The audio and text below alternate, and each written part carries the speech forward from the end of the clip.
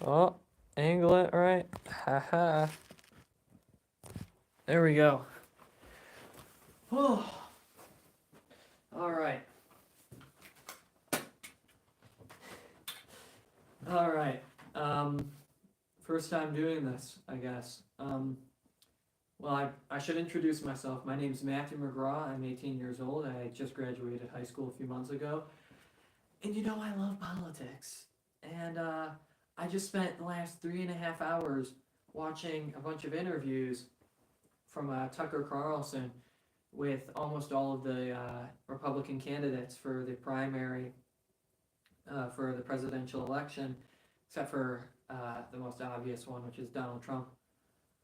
Um, Trump is obviously the leader in the race. Maybe he didn't think he had to do this, but anyways, I wanted to know a little more about what these candidates had to say. I already knew quite a bit about all of them, but I thought maybe I'd let them say it themselves. So the first candidate that Tucker interviewed was Tim Scott. Tim Scott's a senator from South Carolina. He's the only African American running, at least that I know of, in the Republican race, and he's not one of the leading favorites, but I've heard from some people that they're supporting him. So first off, Tucker introduces himself, introduces Tim Scott, and Tim Scott comes off a little awkward, a little cringy, but he seemed to be a likable guy, so I put it past me.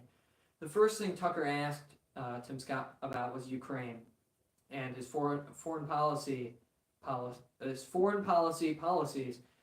and Tim Scott started off by saying that he would not allow U.S. soldiers to fight in Ukraine directly. And that's a good thing, and I feel like that's not a very controversial opinion. Almost everyone, even in Congress, even on the left, doesn't think we should have our soldiers fighting in Ukraine because obviously that would cause a full-on war. But it kind of shows that he's not fully buying into the Ukrainian agenda. But he did call what's going on in Ukraine a genocide rather than just a war. And I feel like that is buying into the Ukrainian propaganda and it's misinformation because honestly, if you're calling this a genocide, what would you call what we did in Iraq? I mean, 2 million Iraqis dead? Or in Libya. That was totally unprovoked, what we did in Libya. There were no WMDs in Iraq. We killed millions of Iraqis. We killed hundreds of thousands of Libyans.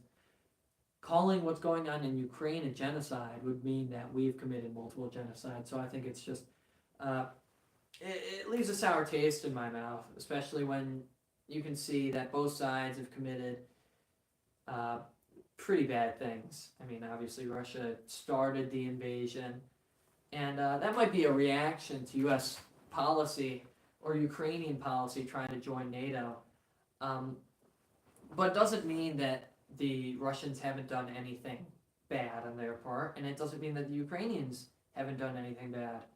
The Ukrainians, for a decade at this point, have been ethnically cleansing these Russian regions in the Donbass, and Russia has been attempting to retaliate with these puppet states, which has made Ukraine be forced to stay out of NATO because they have an internal conflict.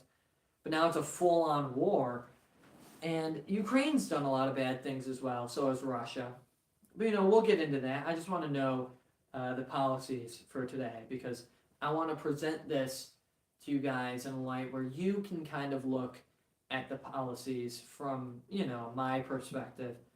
It's a summary, so you don't have to spend 3.5 hours watching all of these interviews like I did. And that was on like 1.5 speed. That was insane. One big thing Tim Scott specified was that having Ukraine win, or at least fighting against Russia, and supporting Ukraine against Russia is vital national interest. And Tucker questioned him, why is it vital national interest that we support Ukraine in this war?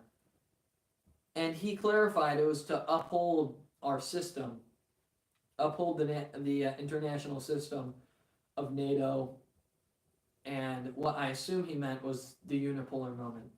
The unipolar moment, obviously, was when, after the fall of the USSR, the United States was the sole superpower, or at least was greater than any other power existing in the entire world. And we were basically allowed to do whatever we wanted for 25, almost 30 years, if you count the last few years. But you know, I think the unipolar moment is over. We have China, we have Russia. Obviously, Russia's not as strong as us, but they're still a great power.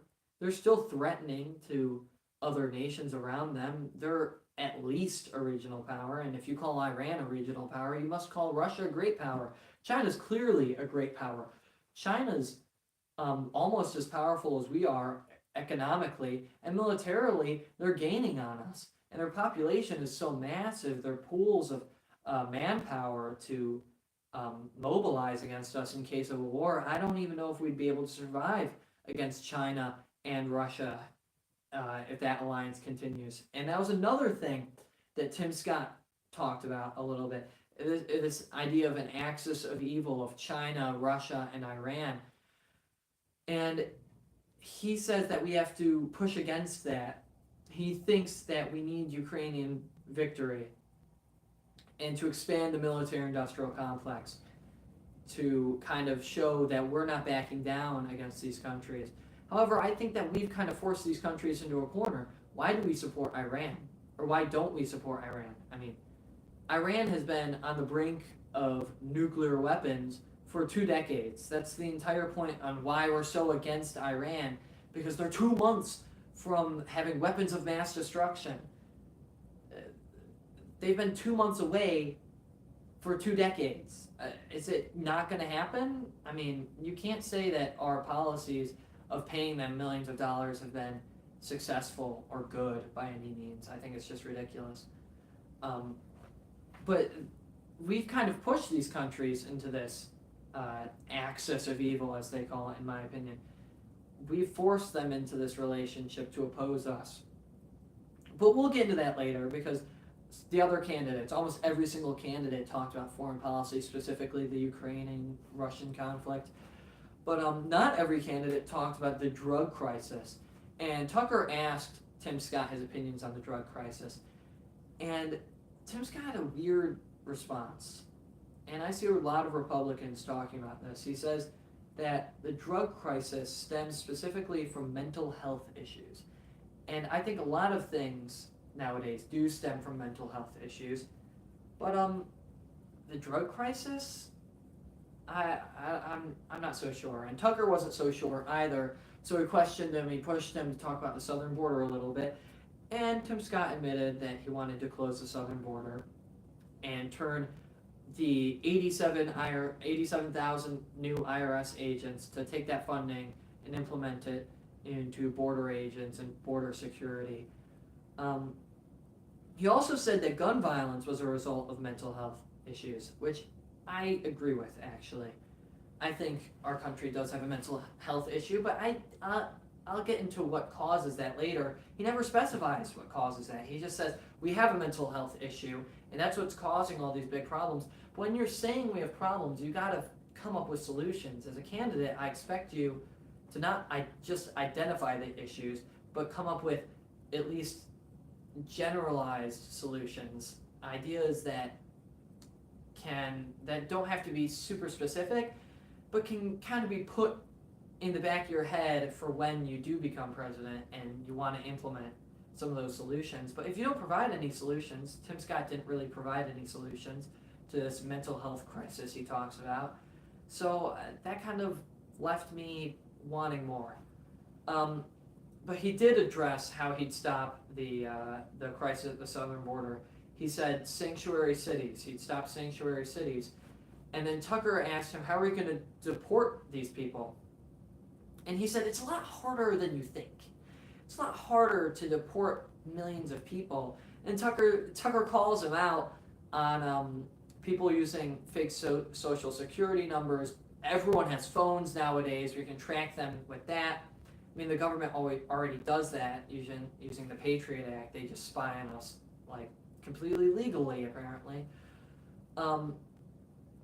So why can't we use this new intelligence and this new technology for our favor as Republicans to deport these people that have come here illegally and don't deserve to be in our country, and take advantage of our system, of our establishments, and basically abuse the gratitude or abuse the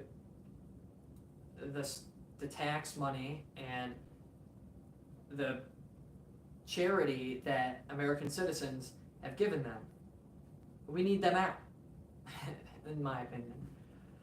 But anyways, that's another weak point for Tim Scott, in my opinion. Tim Scott tried to gerrymander, or however you'd say it, about how it would be so difficult to get all these people out, and Tucker called him out on it.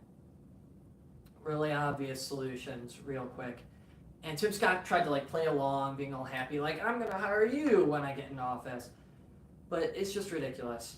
I don't think he wants to get these people out. I think, honestly, it is probably, he's a moderate Republican, and he's probably not very strong on the border issues and illegal immigration. Anyways, there's a lot more talk about illegal immigration in the next few candidates. But one thing that Tim Scott specifically touched on was victimhood mentality, because he's a black man, and he thinks that African Americans especially, but other minority groups as well, have been taught that they're victims and that they need help from the system to actually succeed. And I totally agree with that. It's an issue. It's completely an issue that we need to address about different groups wanting things from the system, wanting things from the government, rather than actually just trying to succeed themselves. But he doesn't really come up with a solution other than getting more in touch with your faith, I guess, cultural solutions. And I don't know, I guess that's good. You got to change the culture. I think if you want to get rid of this victimhood mentality, it's not going to come through any government or any policies or any laws. It's going to come through changing the culture in these communities. And then he says that there are only two genders. Yeah, okay, everyone knows that. That's not, dude, do you even need to say it at this point? Everyone agrees with that. And then another thing, he said Jesus died for our freedom. I would get into that, but it's not a very religious day. Jesus didn't die for freedom. He died for our sins. He died to forgive us from our wrongs and to allow us to join him in the kingdom of heaven. He didn't die for freedom. He's not Mel Gibson, man. All right, and then he talks about he's not going to bail out banks and law and order and stuff, but he doesn't touch on those very much. I didn't take very many notes because he said not even a sentence about each of those. They're just random policies that he has. And I don't know, I wish he kind of got into that more. But anyways, I don't know what I think about Tim Scott. He seemed like a friendly guy. He was very likable. I feel like he was weak on most of his points. And I disagree with a lot of it. But he seemed like a likable guy. He didn't seem like a mean person. This next candidate, though, did seem like an extremely rude and arrogant person, Asa Hutchinson, who's the governor of Arkansas. And he just seemed mean and angry towards Tucker. It didn't seem like a conversation, more of like a debate. And obviously Tucker has to ask these hard-hitting questions. That's his job. But it's Asa Hutchinson's job to respond in a well-mannered, good way to kind of show that he's a polite person to his possible voters. And he didn't do that by any means. He was mean. He was argumentative. he didn't answer Tucker's questions with answers. He just kind of said that he just kind of was like, "You're interrupting me. Let me finish my answer." Like he was just very rude when Tucker was just trying to ask him a question, trying to do his job. Tucker has a limited amount of time. He's one of the people trying to make sure all the candidates are only up there for a certain amount of time. Asa Hutchinson was kind of just rambling on. First thing that Tucker questioned him about, and immediately, right away, Asa Hutchinson seemed to be in a negative state. Transgenderism, which I thought, personally, among Republicans was like a no issue at this point. Everyone opposes transgenderism. Apparently not. He vetoed an anti-puberty blocker bill as the governor of Arkansas, and Tucker criticized him heavily on this because obviously we don't want kids taking puberty blockers at 10 years old or 12 years old in the case of boys who have their puberty later. But Asa Hutchinson says that it's not it's not a permanent change. So why ban it? It is a permanent change. Tucker says this, it's a permanent change and it affects you for the rest of your life. You can't just delay puberty and expect you to be able to have puberty when you're like 22. It doesn't work that way. Puberty happens at a specific time for a specific reason. And if you use these puberty blockers to delay it, you're going to be changed for the rest of your life. So it's not just these gender affirming surgeries on your genitals that permanently change your body. Puberty blockers do the same thing. And Asa Hutchinson clearly doesn't understand that. He just seemed incompetent up there trying to debate Tucker Carlson rather than just answering his questions on policy. So Tucker asked Asa why he keeps calling it treatment. He's calling the puberty blockers a treatment. And it's kind of a gotcha moment. And I get what Tucker was trying to say with the whole treatment thing. It's not treatment, it's indoctrination or whatever. It's taking advantage of people who aren't fully functioning. They're children. Their brain is not fully developed until they're 25. They're not adults until they're 18. So why are we letting them make these decisions? And Asa Hutchinson clarifies, we're letting the parents make the decisions. Well, what if a parent coerces their child, like they do in many cases, to become transgender, to accept all these radical ideas and change their entire life? I don't think we should let parents abuse their kids. That's child abuse. And he says it's non-constitutional, but I don't think it is. I think protecting children from child abuse is completely in the Constitution. It's not just a normal choice. It's something that permanently changes children, and children do not have the mental capacity at that age to make that choice, and the parents oftentimes coerce the children into making the right choice, as Asa Hutchinson says. And he says later on, similar to the right choice or wrong decision, right decision, he talks about COVID. Tucker Carlson asks Asa if he got the COVID vaccine. Tucker clarifies Tucker didn't get any COVID vaccine. Governor Hutchinson did get multiple shots and called it the right decision. And that insinuates that the other decision is wrong. However, I do have to give him credit. He prohibited vaccine mandates in the state, even vaccine mandates for government employees, which was very common in many states. The federal government tried to mandate federal employees, including the National Guard, to get the vaccine, and they fought against that in Arkansas, thanks to Asa Hutchinson. But it insinuates that Asa is supporting the right to make the wrong choice. At least that's kind of what he says, that getting the COVID vaccine was the right decision.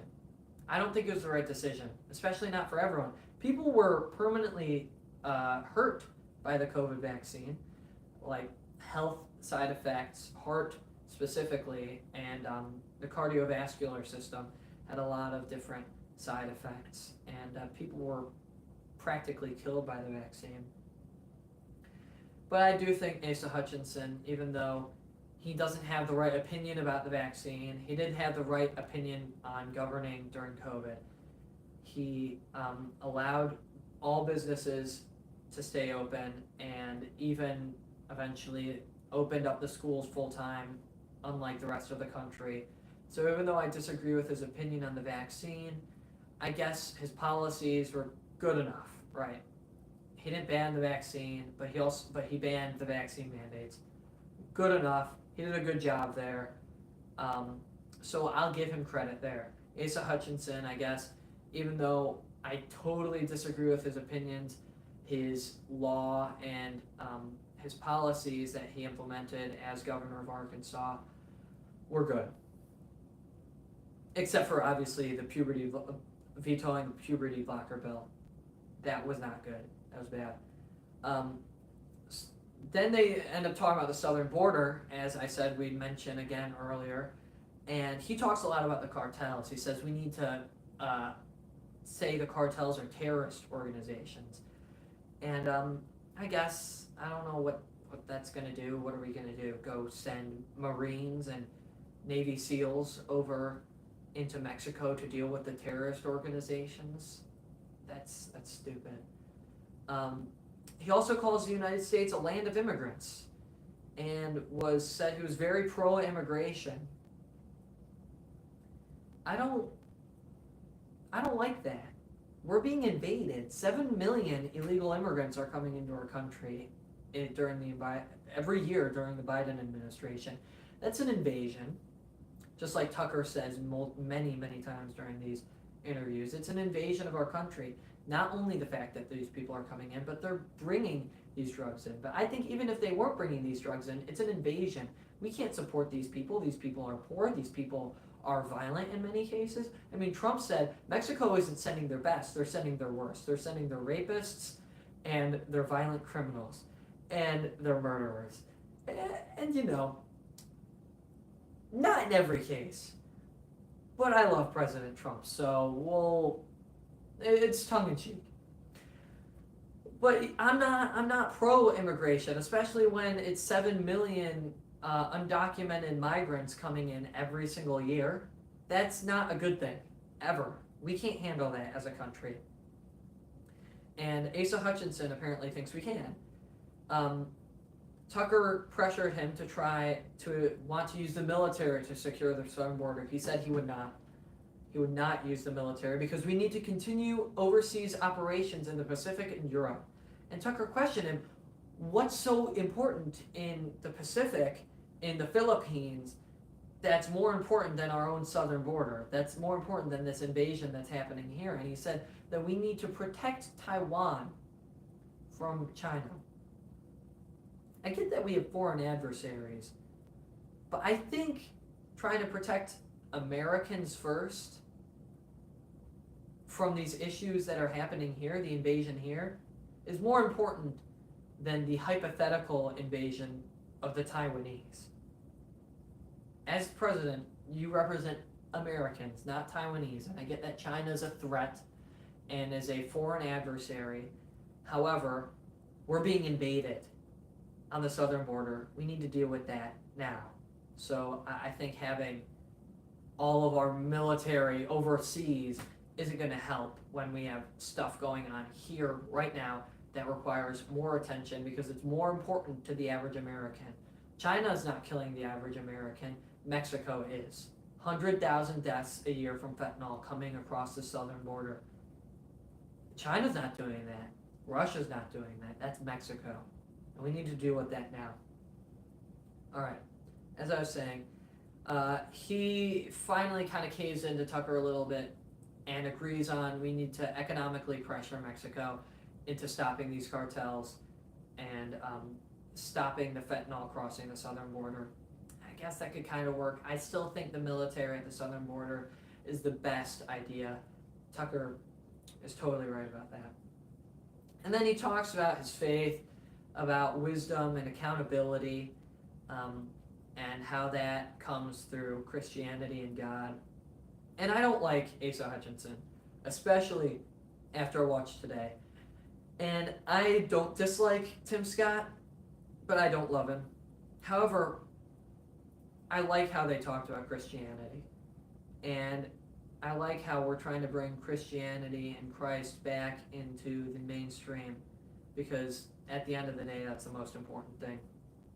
More important than any of this is that we are saved and that we join Christ and his kingdom in heaven. However, we need to deal with some other stuff right now. We need to deal with Mike Pence. The title of this stream. Mike Pence. Oh, jeez. Where do I even start? Mike Pence totally embarrassed himself. I mean, almost the entire interview, similar to Asa Hutchinson, he was extremely aggressive and argumentative with Tucker, who's the interviewer, who's supposed to be asking these hard questions. And he just totally embarrasses himself. I can't believe that this guy was Vice President of the United States of America. It's just sad. So first of all, Tucker asks Mike Pence about January 6th, something Mike Pence obviously shouldn't be very comfortable talking about. I mean, it was a very controversial day, and he was directly involved, and I don't think anyone on either side liked Mike Pence on that day. The left hates Mike Pence, who's the vice president for Trump, and the right hated him on that day because he stopped Trump from winning the election. He could have overturned the election, but Mike Pence said it's non-constitutional. We have to protect democracy. Whatever. He called it a tragic day.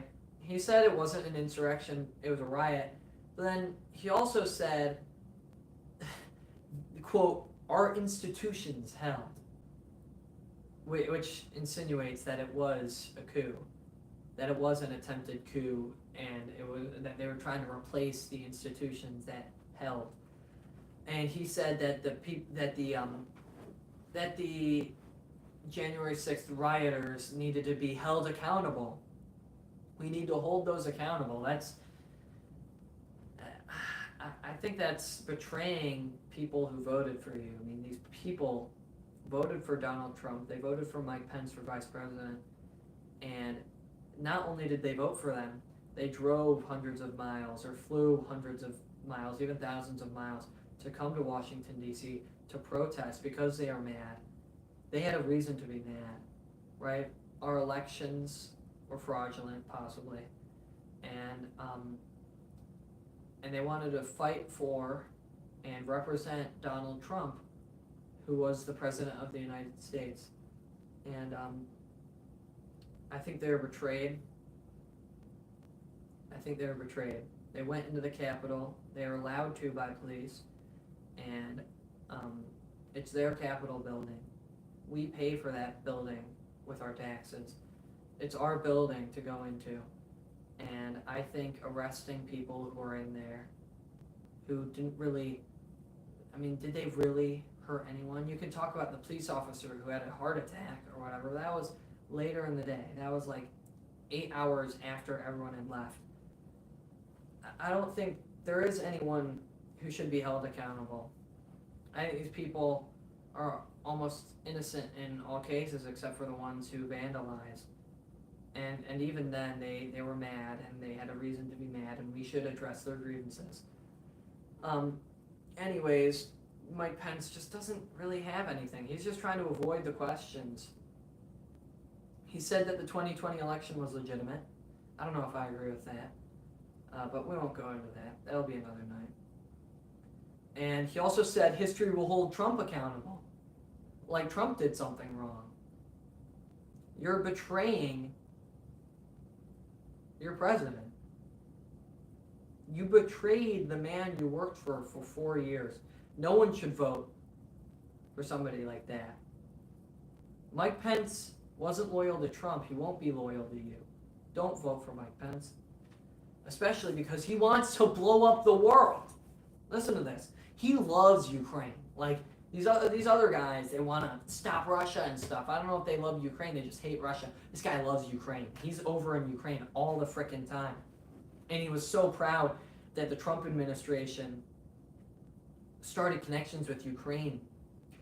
And the first thing Tucker asks him, because Tucker knows that he's very pro-Ukraine, is what he thinks about the Ukrainian government violating freedom of religion for the Ukrainian Orthodox Church. So basically, there are two churches, Orthodox churches in Ukraine. There's the Ukrainian Orthodox Church and the Orthodox Church of Ukraine. It's very confusing. Ukrainian Orthodox Church is affiliated with the official Orthodox Church with the Patriarchate in Moscow. The Orthodox Church of Ukraine has their Patriarchate in Kiev and is very more tied to the Ukrainian government. Basically, the Ukrainian Orthodox Church has sympathies with the Russian cause, and because of that, Zelensky has persecuted it, and it's larger than the Orthodox Church of Ukraine. The majority of Ukrainians are Ukrainian Orthodox, not Orthodox Ukrainian. Whatever, super confusing. But he's persecuting these Ukrainian Orthodox priests and monks and abbeys and stuff. It's really sad what they're doing over there. And when once asked about this, Mike Pence says that the leader of the Orthodox Church of Ukraine denies those claims himself. Well, once you understand that there are two different churches in Ukraine, you could obviously see why the one that's pro-Zelensky, pro-Kiev government would deny those claims about the rival church, the rival faction being persecuted. I mean, that's so obvious. I wish Tucker would have said something, but I'm not sure Tucker understands the whole situation. He's not Orthodox. I'm not Orthodox, but I have a lot of sympathy for the Orthodox brethren in Ukraine, because it's really sad what Zelensky, a non-Christian, is doing to them. And he says that we need to give Ukraine the power to defeat Russia. And he gets mad. He gets very mad about Tucker. It's very bad faith. It's very angry. It just comes off bad. And he claimed that if Russia wins this war in Ukraine, they're going to invade a NATO country immediately after, which is completely outrageous. I don't see how that could ever happen. That's just so silly. Russia invaded Ukraine to stop NATO from expanding, to stop NATO from getting in a close conflict with Russia. So why would they immediately go into a close conflict with NATO? Doesn't make any sense. Mike Pence is just an idiot. I'm sorry. Mike Pence is just like he just loves Ukraine, guys. He loves Ukraine. He loves Zelensky. They are brothers. Lovers maybe. What? Anyways.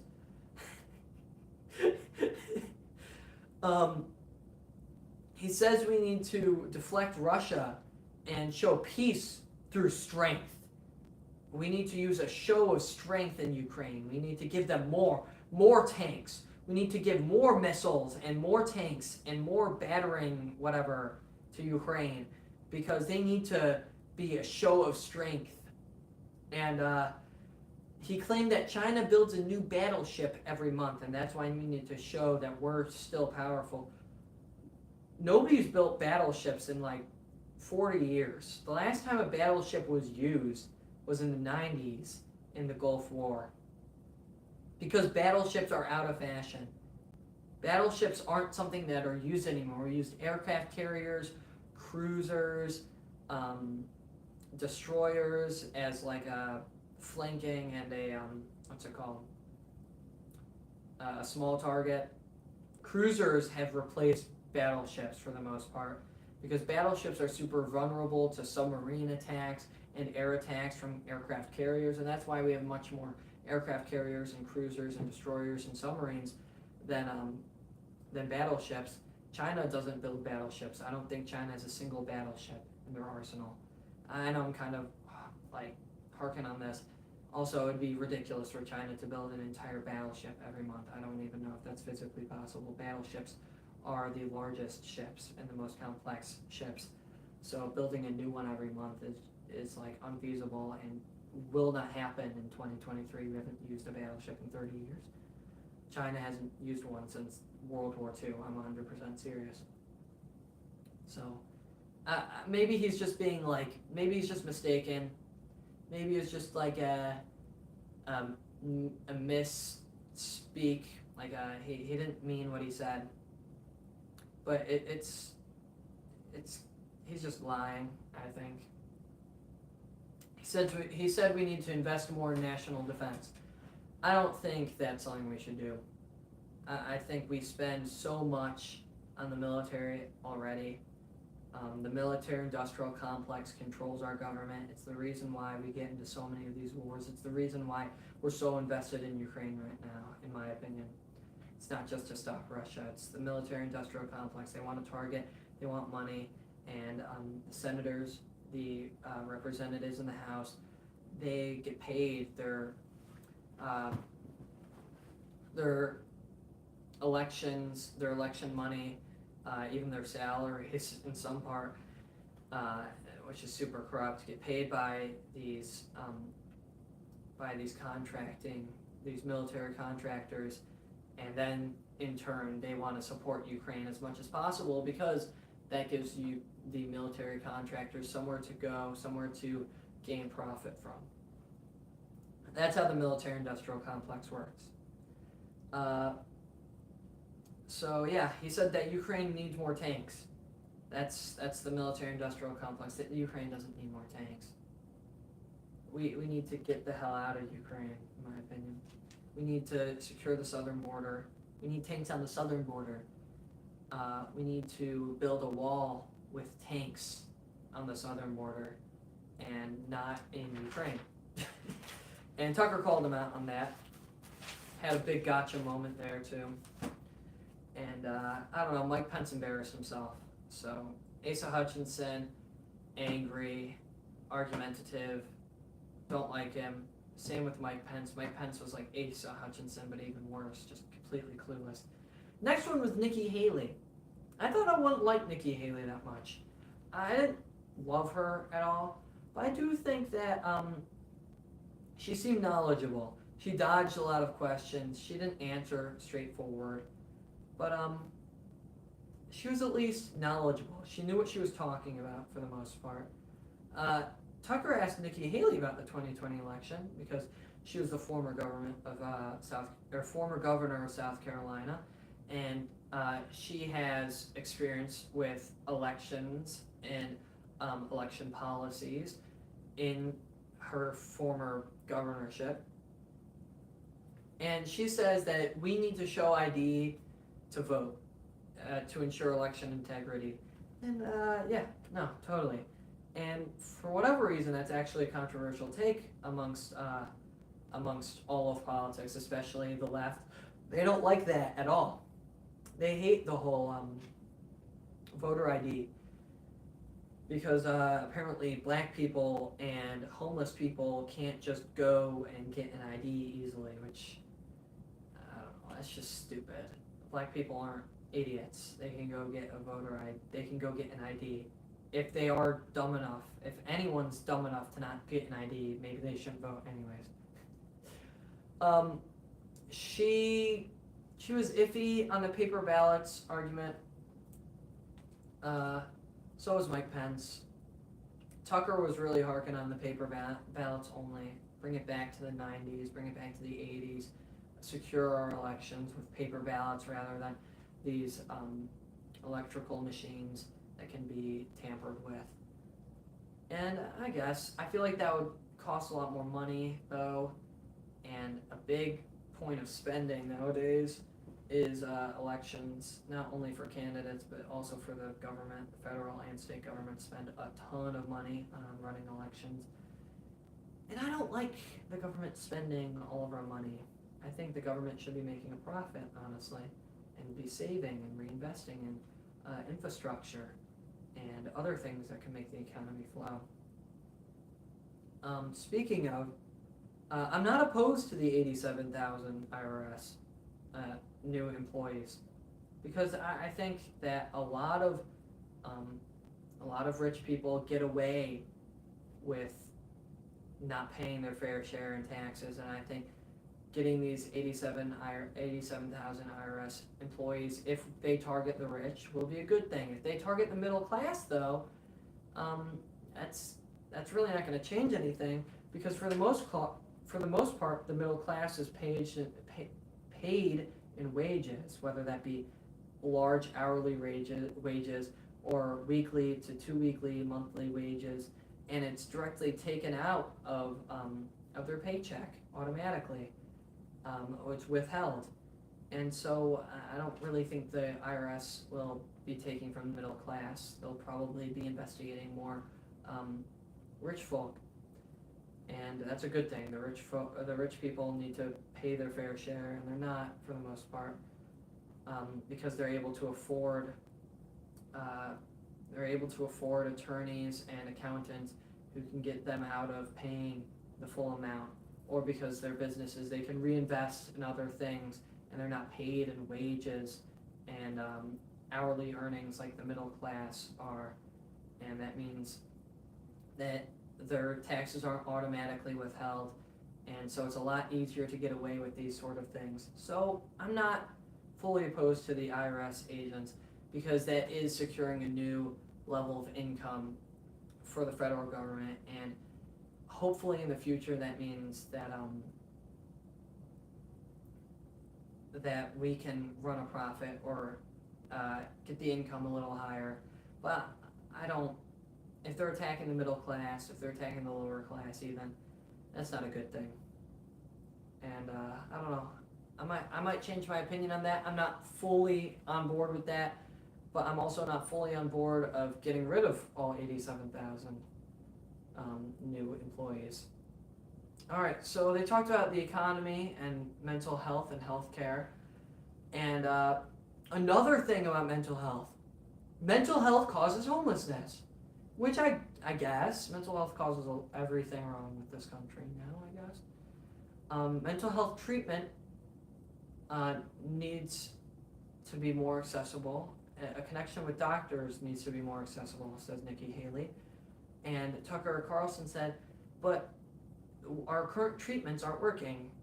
And she says, well, the healthcare system is broken, and we need to make it more transparent, and we need to hold doctors accountable. So I feel like that's very contradictory. I didn't really like that from Nikki Haley. Do we need more people working with the healthcare system, or do we need the healthcare system to be fixed? I don't know if it's mutually exclusive, but I think it's getting there. It's almost mutually exclusive. It's to the point where I feel like they're opposing. And which one is it, Nikki Haley? Maybe answer me that, please. So yeah, I totally agree. The healthcare system is broken. I don't think we should be getting people in touch with the healthcare system. I think we need to address the foundation, the origin of mental health issues, rather than trying to fix them on an individual level. Because 20 years ago, we didn't have these mental health issues, or 50 years ago, we didn't have this level of mental health issues in the United States. What changed? Is it the post-industrial society or the industrialized society, like Ted Kaczynski said? He said that the Industrial Revolution and industrial society makes people unfulfilled. They feel unfulfilled with their daily work and with the things that they do. And maybe that's it. He wasn't a good guy, but that's an argument to be had. And I think you need to address those issues, the founding issues, the causes of mental health, rather than trying to fix it on an individual level. And so far, none of the candidates who talked about mental health, except for one, and we'll get there, talked about the root cause of the mental health crisis.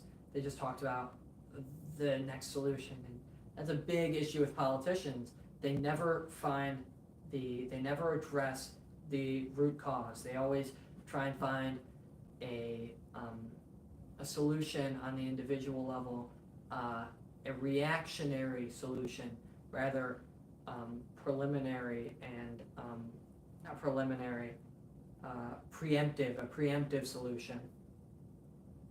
Because if we figured this out 30, 40 years ago before it started happening, we wouldn't be in this situation in the first place.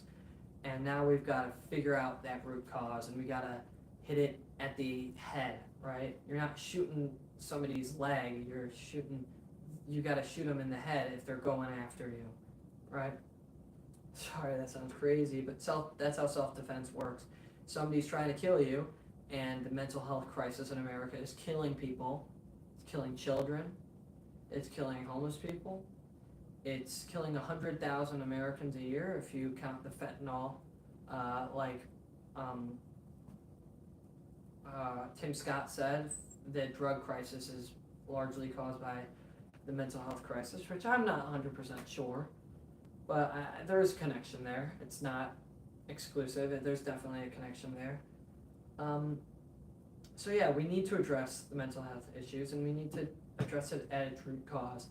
And so far, none of the people, and there have been multiple people, Nikki Haley, Tim Scott especially, they didn't address that root cause. But Nikki Haley did talk about climate change a little, and she wasn't very strong on climate change. She didn't say that it was fake, she didn't say that it was real, but she did say that the regulations put into place don't work. And there's a reason why we left the Paris Climate Accord. And I kind of agree with that. We shouldn't let multinational organizations be determining what regulations and what policies we should have in our nation. In our nation, it's up to us to determine that. And so I think if we find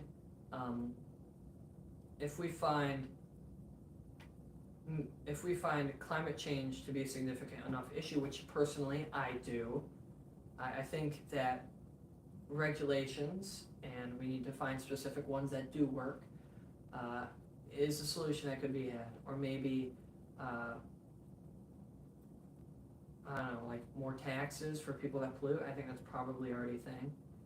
But, we shouldn't be forced by globalist organizations like the World Economic Forum or the Paris Climate Accords to tell us what to do. However, I do think we should try and force other countries like China and Russia, or China and India, who cause a lot of climate issues. If we are confident on climate change and we want to make a difference, pressuring them is what we should do. And she does say that. Nikki Haley, to her credit, that's a very good thing to say. China and India don't follow the Paris Climate Accords, even though they're part of them. They don't have the regulations that we have. And also this electric vehicle thing, like a lot of them, when asked about climate change, they talk about electric vehicles. What's wrong with electric vehicles? Nobody's saying it's a permanent solution, but like, electric vehicles are cool, man. They accelerate super fast, they're silent. They cost extra money, but if somebody wants a freaking Tesla, let them have a Tesla. If they want to buy a Tesla, let them buy a Tesla. I don't see what's wrong with that. We're not getting rid of electric vehicles. That's stupid. Don't attack electric vehicles. They're not a permanent solution, but they're not a bad thing. And then Tucker asked her about the Nord Stream pipeline because she was in the UN. She knows a lot about foreign relations, and she totally didn't address it. She totally avoided answering it. Oh, one thing I did like, though, she talked about Republicans in Congress, and Republicans in Congress overspend too. It's not just the Democrats, and we need to hold Republicans accountable for overspending in their bills, and I really like that. Attacking your own people isn't always the best strategy. However, holding them accountable and trying to find actual solutions in the party is a great idea. And I applaud Nikki Haley for actually having the will and the guts to call out fellow Republicans when other candidates don't have the guts to do that. All right. Next, Vivek Ramaswamy.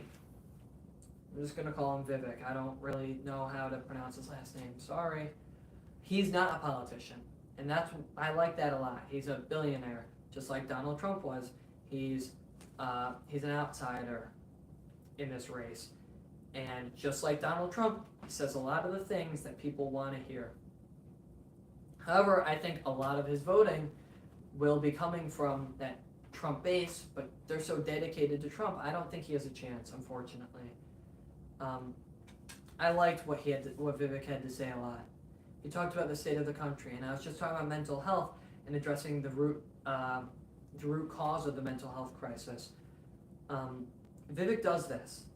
He says that people are starved of purpose. There used to be purpose, faith, family, patriotism, etc. And people are starved of that purpose now. They lack that purpose. And that kind of goes into what I was talking about earlier. People in industrial society they don't feel that they have purpose. And Vivek's totally right about this. And I think that is a cause. Maybe not the main one, maybe it is the main one. That is something that we need to discuss as a country, that we need to address as a country. And right now, Vivek was the only candidate tonight to actually address that super serious issue, the root cause of the mental health crisis that is causing all of these issues in our country.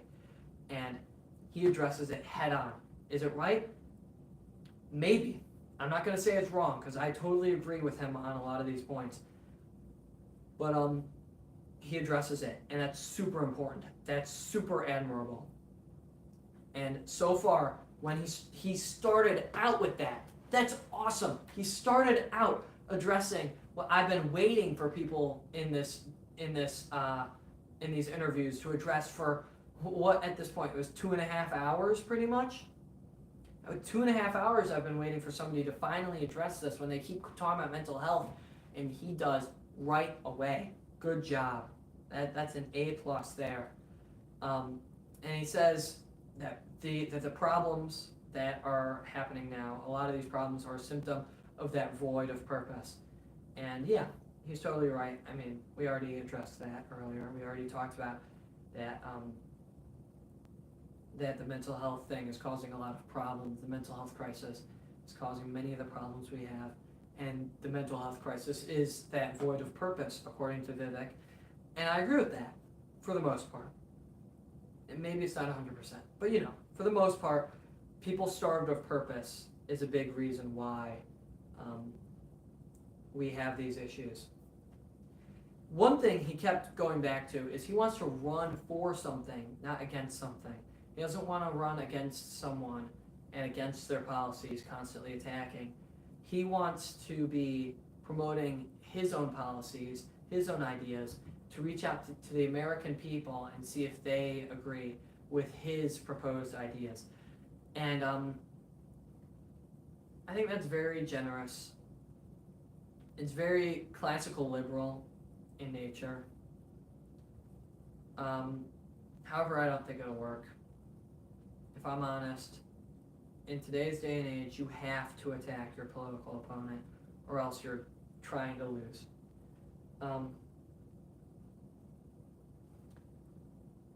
What else? Oh, our military should be used at the border, not Ukraine. We need to stay America first. Love it. Completely love it. I'm totally for America first, putting America first in foreign policy, international relations, and in priorities here as well. And finally, Tucker had been trying to do this interview after interview after interview of trying to get people to agree we want to put our military at the southern border to protect from the invasion at the southern border, rather than in Ukraine and the Philippines and stuff. And finally, Tucker got somebody who agrees with him, Vivek Ramaswamy. And he wants to end the war in Ukraine. He's the first candidate to say this as well. So Vivek really taking a complete 180-degree turn. When I thought all these candidates would be kind of saying these things, they ended up not. It was very neocon, very classical liberal, and what else? It was very old school Republican, Bush era Republican talking points for 2.5 hours. Finally, Vivek comes out and totally turns the tables back to the Trump Revolution and the Trump Revolution talking points, and love it, completely love it. It's great. He talked about January 6th, and there's another thing I haven't heard very many people talk about. These people who fought for Donald Trump and who went into the Capitol for him on January 6th, they didn't just do it for no reason. They didn't just do it to riot and to be funny and stuff. They had grievances, and those grievances need to be addressed. And Vivek says that it was censorship that caused January 6th, and that was the main grievance. That free speech is what upholds democracy, and right now, culturally, online, and even the government is attacking free speech, especially of those Americans who were COVID dissidents and disagreed with many of the mainstream talking points about COVID, about the BLM riots, about other controversial areas before the 2020 election. And he thought that January 6th was kind of their way of trying to get back for all that censorship when they weren't allowed to talk about those things. I totally disagree. I think there's a reason for January 6th. I think it's because the system attacked Donald Trump, and they love Donald Trump. And Donald Trump was their president, and they genuinely wanted to go in and risk their livelihoods for this man. And that's one thing I see from Trump that I don't see from any of these other candidates. I don't see anyone wanting to risk their life, risking their livelihood, risking years in jail for any candidate other than Donald Trump. None of them. No one will do it except for Trump. And I think Trump has enough loyal supporters, that loyal, that he will never lose this primary. I think 30 to 40% of the Republican Party would put their livelihoods on the line for Donald Trump. And I think that's probably why he doesn't even need to be here. Doesn't even need to do these interviews, and he's still going to win. But we'll talk about that at the end. My final opinions at the end. But right now we're still going through the interviews. And he talks about identity. He says that we as Americans aren't as divided as we say we are, as we think we are. He went to like the south side of Chicago or whatever, talked to a bunch of people, and they like agreed with him or something. He says we need to live in a meritocracy again, and affirmative action hurts minorities more than it helps, because people who aren't ready and aren't capable to compete at these high levels are getting to these high level universities, all because they're a minority, I guess. I mean, that's been a talking point of the right wing, especially people like Candace Owens, for a few years now. Nothing new there. And then he wants to ensure opportunities, and that the real privilege isn't white privilege, it's being born in a nuclear family. So yeah, Vivek started out great. Slowly got a little more boring in my opinion. But I still like him more than most of these candidates so far. Final candidate was Ron DeSantis. Ron DeSantis and Vivek are in second and third place, kind of battling it out right now. And Ron DeSantis probably has the most support, but he started off very poorly with his announcement Twitter space, which was a total failure, totally boring. He just sounded like a policy wonk. He did a great job tonight, in my opinion. He started off talking about abortion, and that's something that none of the other candidates really spent very much time on. I mean, they congratulated the state of Iowa, where this was at, for their new pro-life law and stuff. But Ron DeSantis went in deep. He said that he was a pro-life governor and he's going to be a pro-life president. And he will support pro-life at all costs, even if it loses voters, even if it loses donors. And that's something that even Trump isn't doing. And I'm not a fan of DeSantis. I think DeSantis betrayed Trump. I think Trump put DeSantis in his seat as a governor. And if it weren't for Trump, DeSantis would not be where he is today. And DeSantis totally betrayed Trump by running against him. However, Trump did not say this about abortion. And abortion is a huge issue of mine. And DeSantis really pulled at my heartstrings today when he was talking about abortion and how he will ban abortion as the president and how he will fight against abortion at all costs, even if it will lose him voters.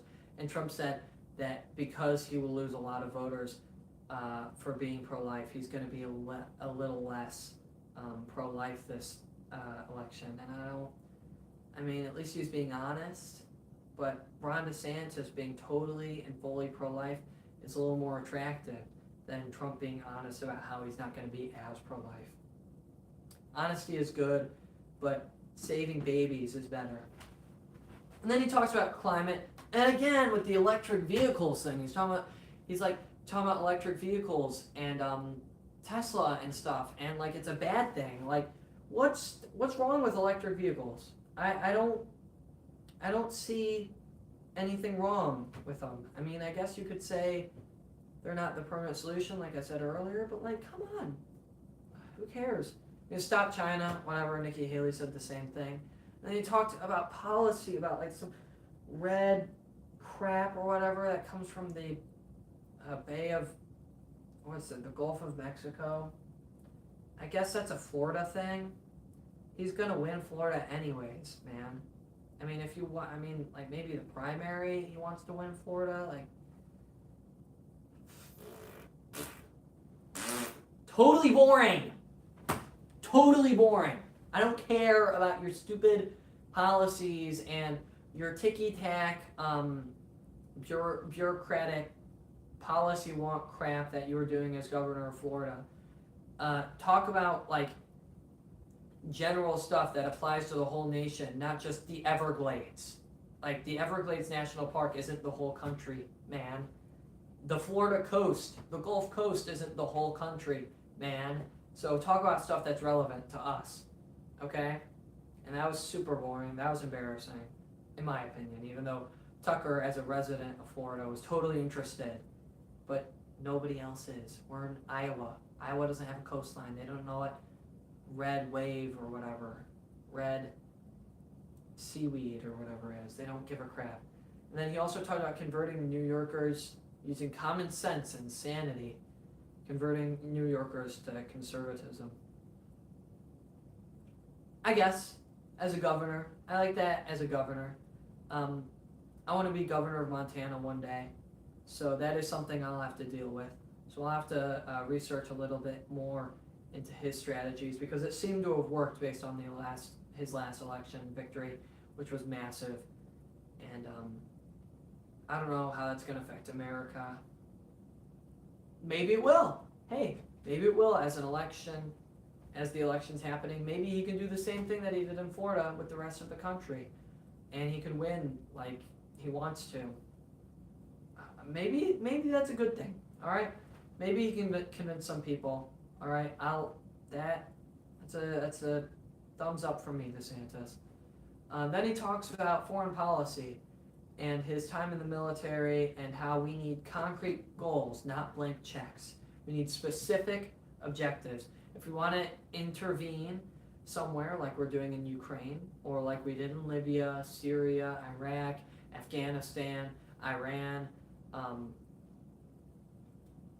we need a specific objective so that we know when we're finished.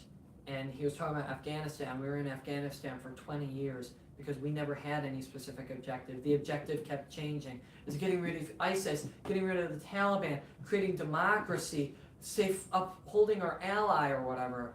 what's the permanent objective? We need a specific permanent objective, and I like that. I like that. I'm not an interventionist, but if I were an interventionist, that would be a very appealing way to stop these forever wars. So yeah, I think that's a good take from DeSantis, even though I don't totally agree with intervening anywhere anyways. But if we were, that's the way to do it. Good job. Authorize military at southern border. Second person to do that after Vivek. I guess Vivek became the star of the show for being the first one to do it. Second one to do it, DeSantis, didn't get as much applause. But he said it anyways. Good on DeSantis for that. But he also said that the CCP is a more important threat than Russia, I guess. And we need to protect Taiwan and our Pacific allies. I don't really care about Taiwan at all. Like, the only reason we're allies with Taiwan is because we rely on their computer chip and their microchip manufacturing, which we're getting here in Ohio right now. I mean, the factory will be done in a year or two. So we won't have to rely on Taiwan in the next 2 years. So once that's done, who gives a crap what happens to Taiwan, except if they're blown up. I don't think they should be blown up. But we need to respect the CCP, respect their boundaries. They're trying to expand their influence, but I think Taiwan is generally, they have a right to have Taiwan in their sphere of influence or part of them, because Taiwan is traditionally Chinese. And I think us holding Taiwan on this pedestal of such a close ally is just threatening China. And I don't think we'll ever have good relations with China, but I don't think we should get into nuclear war either. And people want to get into nuclear war over Taiwan, and I don't want to get into nuclear war over a country that is 2,000 miles away. So, an island even. He wants to put our interests first, which I guess is America first, which is good. And he wants to be strong here and abroad, which is, once again, upholding this unipolar power moment that has ended. And but he also said we need to make NATO do more, and I've talked to to people I know about this. And yeah, we do need to make NATO do more. NATO doesn't nearly do enough. We have the largest military in NATO by far, and relative to country size, economy size, population size, the only other ones that are even close is Poland. So we need to make sure our NATO allies are doing their fair share, and they're not currently. So I like that from Ron DeSantis, even though I don't like NATO. And he wants to ban central bank digital currency, and Steve Franson talked about this, and I totally agree with Steve Franson on central bank digital currency. It's something we need to stop, and DeSantis said that if he becomes president, that will be one of the first things he does, is to stop the Fed from implementing central bank digital currency, because that could spy on Americans. It would be a centralized authority and a social credit system. It would be globalist in nature, and that's not a good thing. Globalism is bad. I'm a nationalist. I'm a patriot. I love America, and I don't like social credit systems, and I don't like central bank digital currency. That could really have an issue, especially on me, who has very controversial opinions.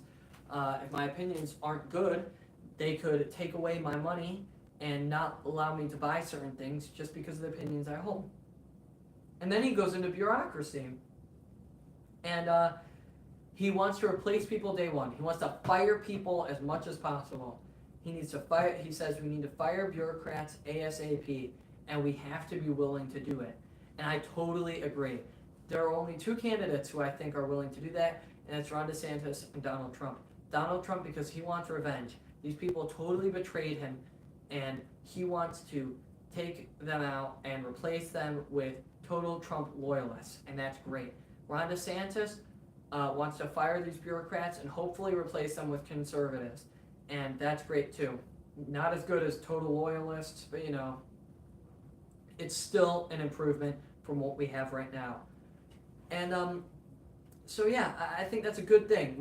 We have to be willing to do that. I don't know how he's going to do that, but if he's willing to do that, I'm all for it. He wants to take the power out of Washington, put it more into states, I guess. Somebody wanted to center the FBI in like South Carolina or Alabama or something. Whatever, I guess. I don't know. I think the FBI, the DOJ are already so political. I think they honestly politicize Washington more than it already is political. So I think you're not taking the Washington out of the DOJ, you're taking the DOJ's policies out of Washington. Which is still good, I guess, in a way. He also doesn't want to allow surveillance on our own citizens and wants to publicize classified information. That would be like taking care of the Patriot Act, finally getting rid of that, or the policies that still lay because of that. Yeah, totally agree. Patriot Act was a total mistake. It's just an excuse, using 9/11, a horrible tragedy, as an excuse to spy on normal Americans. So yeah, if you want to stay for the rest, totally awesome. I'm going to talk specifically about what I think now. All of that was what I thought about these candidates. Now, I'm 18. I'm able to vote in the primary. Who am I voting for right now? Number one candidate, I think, for me, is still Donald Trump. I love Donald Trump. He got me into American politics. He got me into policy and immigration and all this other stuff really early on. And I still feel a loyalty for him, even though he doesn't say all the things I want him to. He started the Trump revolution, and honestly, I feel like I have a duty to vote for him. However, I think if these other candidates step up their game, like Vivek and Ron DeSantis, I think that maybe I might vote for one of those. But I still think Trump is in the front. I think Trump's probably the best candidate for me. Ron DeSantis is kind of still an interventionist, still kind of a Bush era interventionist when it comes to foreign policy. Even though he wants specific objectives, he still wants to intervene in the first place, and I don't think that's good. Vivek's an outsider, just like Trump was, but I also think he's a dreamer. And I'm a dreamer. I'm a visionary, and I don't think that's a bad thing. I think we need a lot of visionaries. We need a lot of dreamers. But I think Vivek is not based in reality. I think America is divided. I think he's totally wrong on that. I think there is a significant portion of Americans who genuinely hate people with opinions like me, and I think America's a lot more divided than he says it is, and I think that the perspective that the media portrays is probably actually accurate on how divided America is. It's very idealistic to think America isn't divided. I also don't think he'll ever win. He's just he's just Trump, but without the personality. He doesn't have the personality of Trump. He sits up there, and even though he's not a politician, he still acts like a politician. He's not like Trump. He's not making fun of these people to their face and stuff. Trump would be up there totally criticizing his other candidates, calling them dumb and Looney Tunes. And that's what I love about Trump. He has a personality, and you need personality when you're a leader. I want you to be the leader of not only America, but the free world. And I want you to be a good leader that I can trust, that I can be totally loyal to. You gotta have a personality. I gotta have a perspective on who you are personally rather than what your policies are.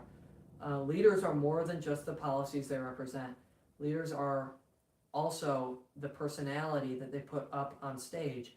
And Donald Trump has more personality than any single one of these. And that's a huge reason why I'm voting for Trump. People hate on Trump. People hate how he says all these outrageous things and makes fun of these people. That's what won him the primary in 2016. That's what won him the election in 2016. And him getting away from that is what lost him in 2020, in my opinion. I think he could have gone significantly harder in 2020. And, I don't know.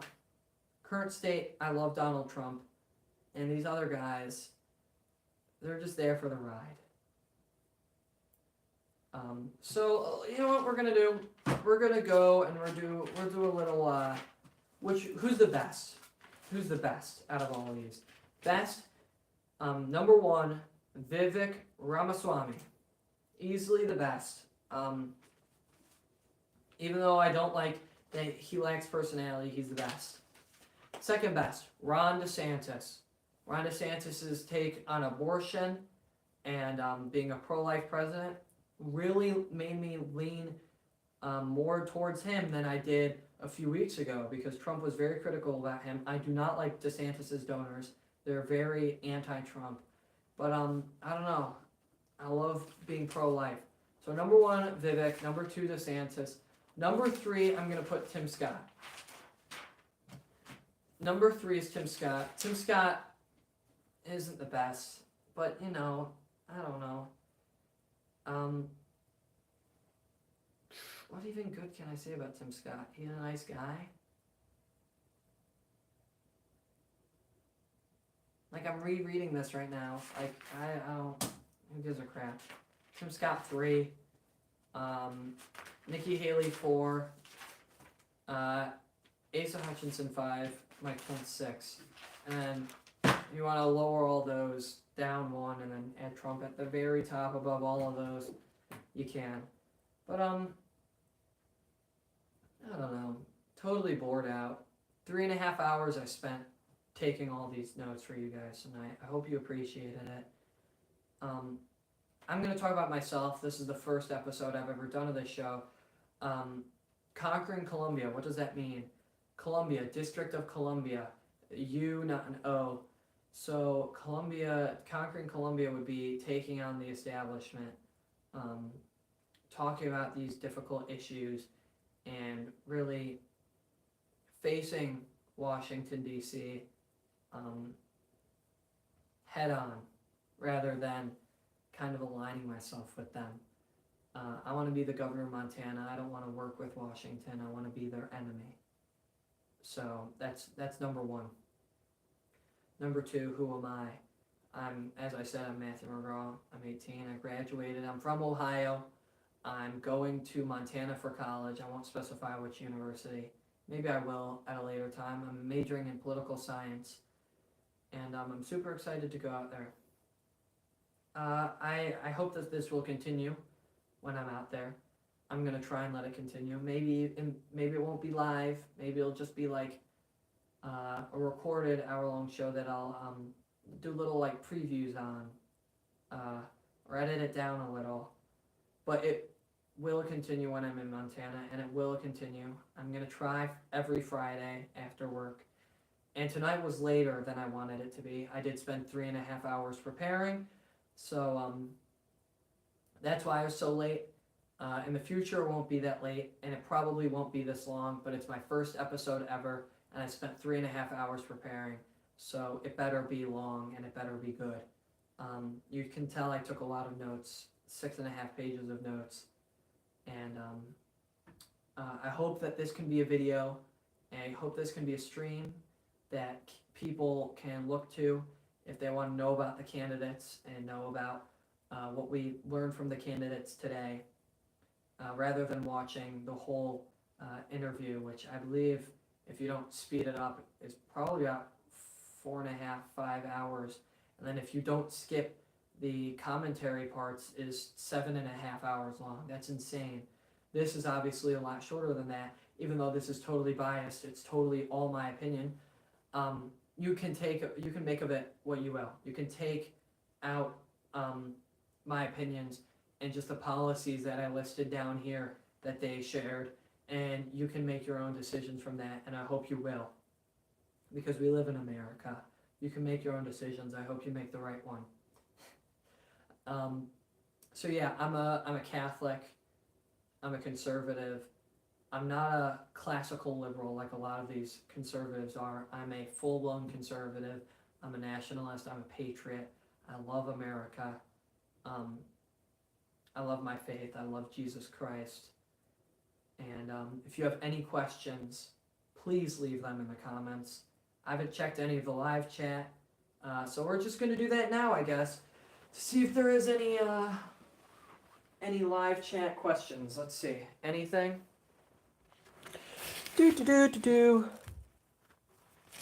Live chat.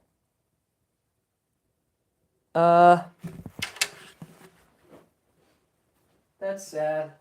That's totally sad. I don't think there are anyone was watching this entire live stream. Breaks my heart, you guys, but you know what it is, it's okay. That's what it is. Because even though nobody watched and nobody commented in my live stream, I can go back and look at this in a decade and be like, hey, at least I was doing something right. And I'm going to do it again in a week. And even if I get 0 viewers, it'll be okay. But if you are viewing this afterwards, please leave a comment, ask me something, and I will address it next week. I promise. And every single comment I will address. And if that takes 2 hours, I don't care. I will do it. I will address every single comment. I don't think I'll get a single comment, but if I do, I will address it.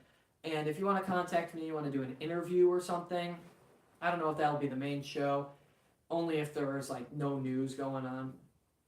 But I'm totally willing to interview anyone on any topic, really. And yeah, I'm really excited for the future, for my future, for your future, for the future of America. I hope I can help save this country. Because it needs saving. Love you guys. Woo! How do I end this?